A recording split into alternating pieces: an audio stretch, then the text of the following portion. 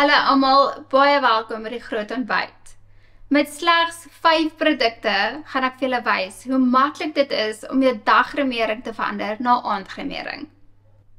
Eerstens gaan ek 'n shimmer op my boonste ooglid gebruik. Dit sal my oë mooi laat sprankel in die aand. Om diepte te skep, gaan ek 'n donkerbruin oogskadu op die boonste hoekies van my oë aanwend.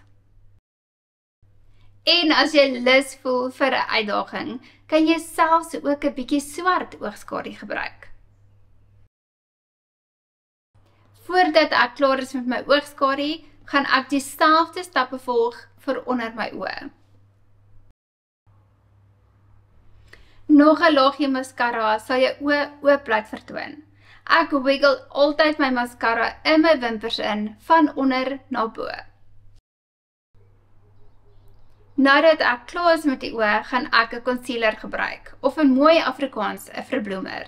Nou dit gaan help om enige moegheid of donker kringe goed weg te steek.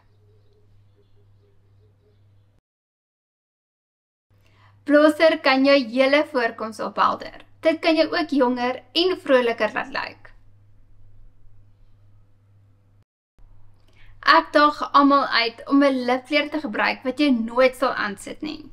Die koraalkleur is verseker een van my gunsteling kleure en ek dink dit pas by enige geleentheid. Ek hoop hierdie wenke gaan jou inspireer om iets nuuts te probeer met jou grimering. Tot volgende keer, totsiens.